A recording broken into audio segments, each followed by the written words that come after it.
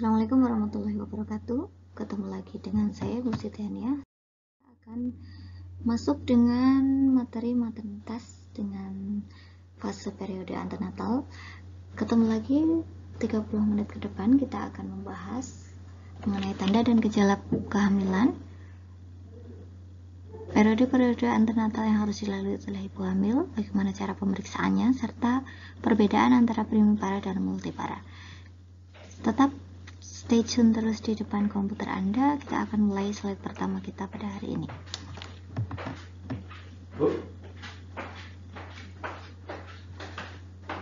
Antenatal care adalah pengawasan sebelum persalinan, terutama ditujukan pada pertumbuhan dan perkembangan janin sehingga segalanya berlangsung normal. Jadi, ibu hamil harus memeriksakan diri, mendeteksi dan menangani gejala yang timbul untuk mengantisipasi semua masalah selama kehamilan.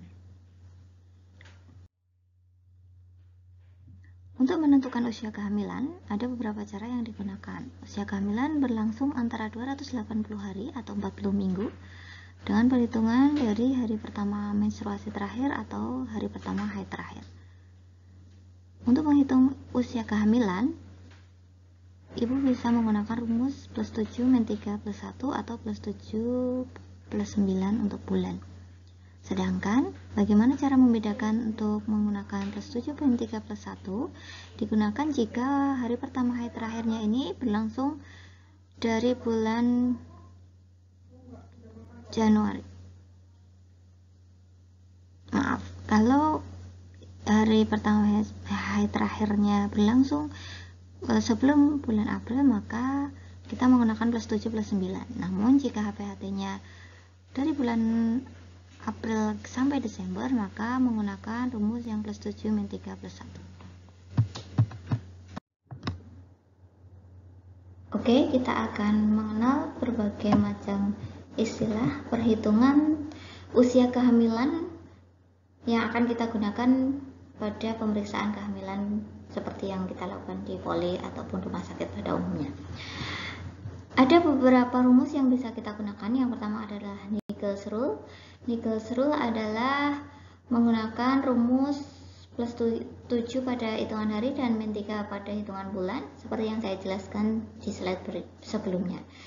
Sedangkan McDonald's Rule adalah rumus yang digunakan untuk menghitung usia kehamilan dalam bulan maupun dalam minggu. Caranya, untuk menghitung usia kehamilan dalam bulan, Anda bisa menggunakan rumus tinggi fundus uteri dikalikan 2 dibagi 7. Tentunya kita harus menghitung tinggi fundus uteri sebelumnya dengan menggunakan Maitland yang digunakan pada pemeriksaan Leopold. Untuk menghitung rumus kehamilan, umur kehamilan dalam minggu, kita bisa menggunakan rumus tinggi fundus uteri dikalikan 8 dibagi 7. Nanti hasilnya akan ketemu usia kehamilan dalam minggu. Sebagai contoh misalnya, tinggi fundus uteri seorang ibu hamil berkisar antara diukur antara 11 sampai 12 cm misalnya. Kita pakai misalnya 12 cm dikalikan 8 dibagi 7. Cara yang paling mudah untuk menentukan fetal weight, taksiran berat janin, kita menggunakan rumus Johnson calculation fetal weight. Caranya yaitu berat badan sama dengan tinggi fundus uteri tadi, misalnya umur usia kehamilan 36 minggu. Tinggi fundus uterinya adalah misalnya ini 26. Nah, 26 cm tadi bisa dikurangi 12 atau 11 dikalikan 155. 12 atau 11 ini adalah rumus baku. Jadi, kalau kepala belum masuk panggul, kita menggunakan 11. Taruhlah misalnya kepala memang belum masuk panggul. Jadi 26 dikurangi 11 dikalikan 155. Seperti itu, paham ya? Silahkan Anda coba kalkulasikan sendiri.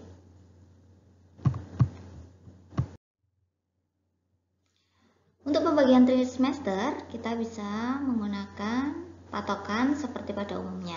Ada trimester 1, trimester 2, dan trimester 3.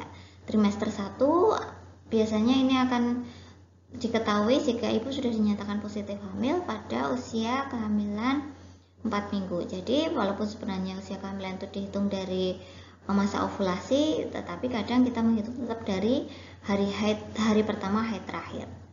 Jadi trimester 1 pada usia kehamilan 0 sampai 12 minggu, usia trimester 2 13 sampai 28 minggu, dan trimester 3 29 sampai 40 minggu.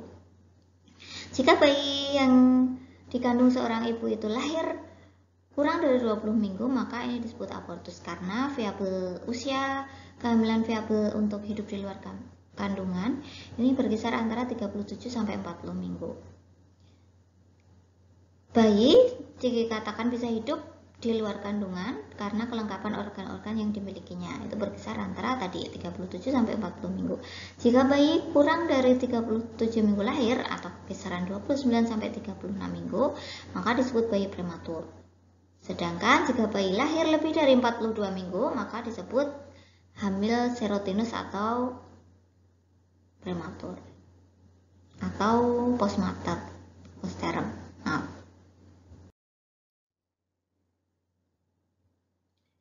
Panduan yang digunakan untuk pemeriksaan antenatal atau pemeriksaan kehamilan kita bisa jelaskan.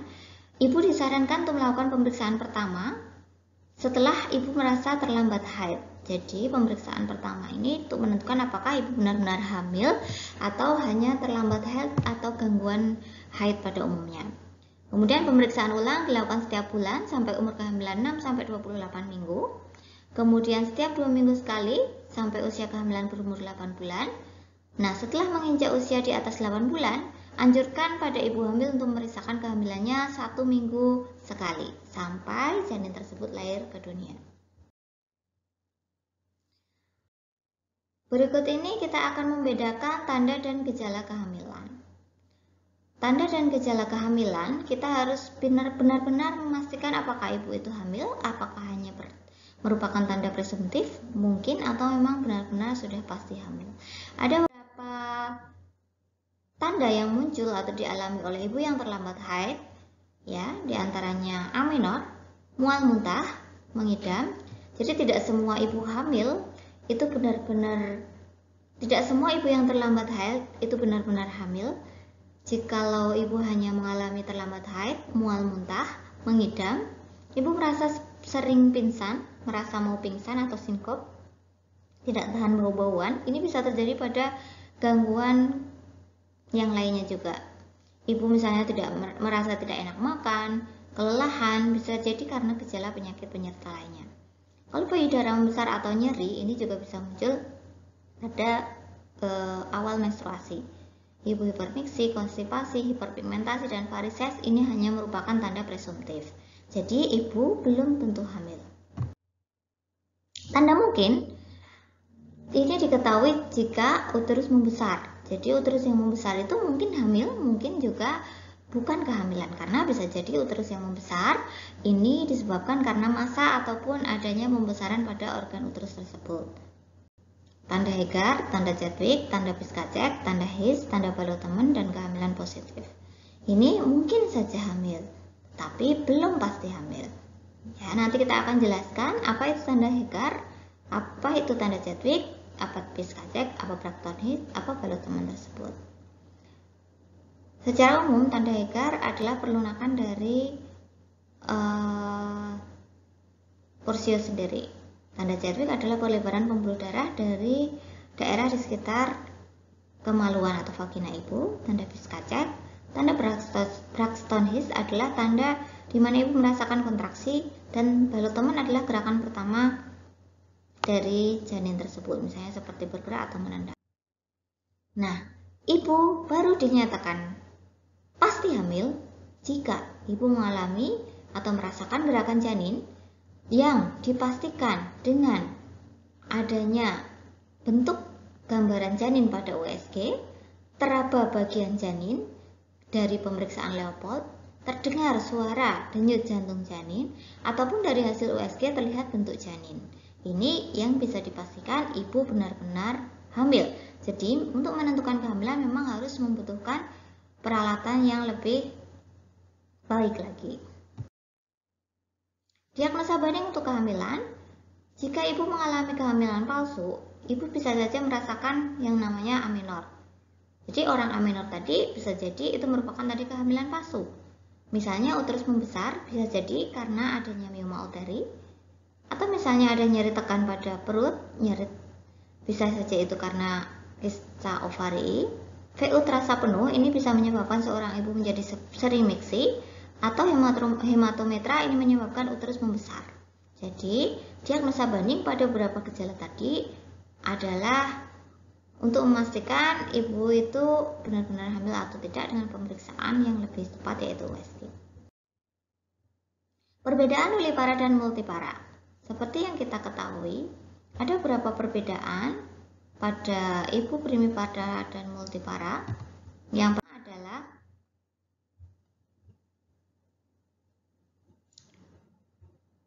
pada ibu primipara perut lebih menggantung, lebih kencang, dan sebenarnya pada multipara lebih menggantung. Kemudian pada primipara himen koyak, pada multipara tidak. Pada primipara biasanya ibu akan mengalami pembesaran pada umbilikus atau penonjolan pada umbilikus, sedangkan pada multipara tidak. Stria akan nampak lebih jelas dibandingkan multipara.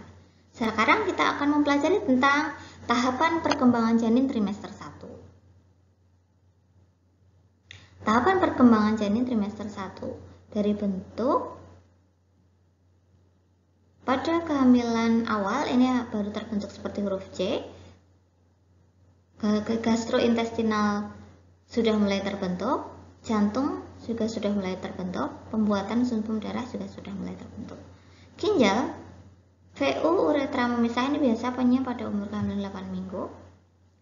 Mata dan telinga ini sudah mulai bisa berfungsi, terbentuk pada usia kehamilan awal 4 mingguan, sedangkan genitalia baru spesifik terbentuk pada usia kehamilan 12 minggu. Pada usia kehamilan trimester 2, ini kita bisa lihat bentuk-bentuk yang lebih pertumbuhan yang lebih jelas.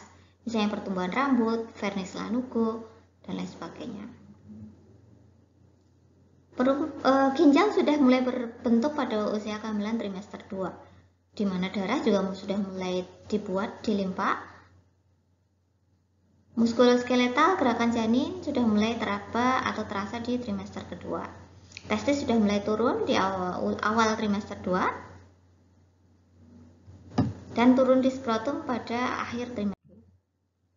Sedangkan trimester 3, selain perkembangan sudah mulai lebih sempurna, fungsi dari organ tersebut juga akan lebih kelihatan. Ya, ini bisa kita lihat, Anda bisa melihat gerakan lemah pada muskuloskeletal tetapi cepat, sedangkan pada akhir kehamilan gerakan aktif dan tonus sudah cenderung lebih baik.